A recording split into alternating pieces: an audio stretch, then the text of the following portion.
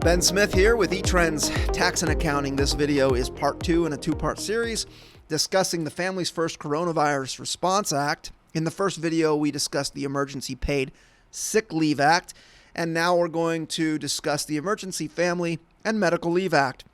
These acts do dovetail. You'll see how that works in just a second. Let me tell you what this act requires. It requires that employers pay their employees if their employees are out taking care of children who are out of school because school's been canceled, or maybe who don't have daycare because daycare's not available. So if employees home doing that, they might fall under the Emergency Family and Medical Leave Expansion Act. Now, here's the thing.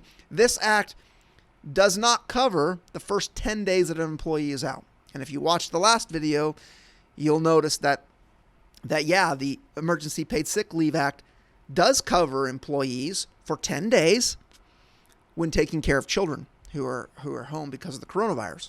So, really, this is where they dovetail, right? For the first 10 days an employee is out taking care of children, they're covered under the Emergency Paid Sick Leave Act.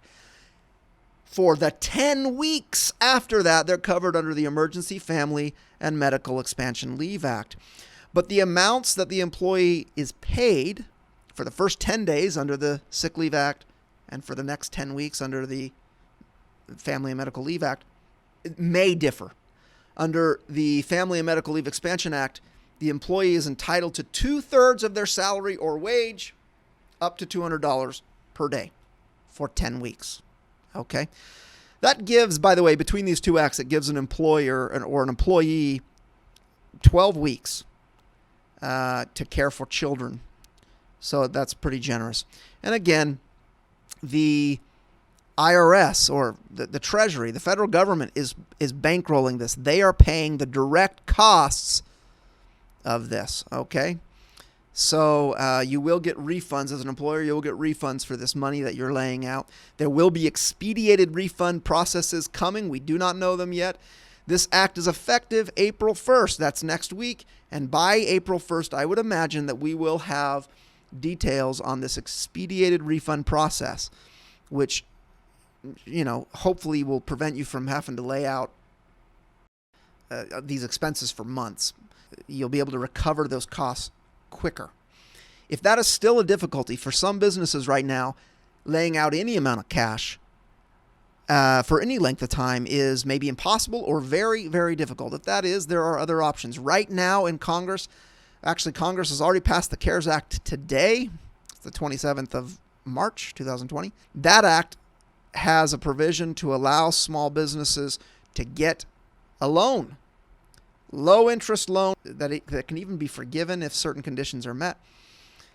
That kind of a loan could give you as a small business the liquidity you need to make these payments and to survive until you can get, of course, the refund for the sick leave payments that you're making. And just like the Emergency Paid Sick Leave Act, not only will the federal government reimburse you for the direct cost, the amount you pay them your employees in sick leave, the federal government will also reimburse the health plan costs for that employee for the time they're out. Okay? Not a bad deal. I hope that's helpful to you. Stay tuned for more information as it rolls out, specifically these expedited refund processes that we will see coming, and for many other developments. For instance, I'll give a little teaser. Self-employed people qualify for the Emergency Paid Sick Leave Act and the Emergency Family and Medical Leave Act. I'm not going to give you any details right now. You can call me. We can discuss it. And I don't know that we have all of the details, but they do qualify. So there's some benefit there, even if you're self-employed and do not have employees or have an employer. Okay, there you go. Have a great day.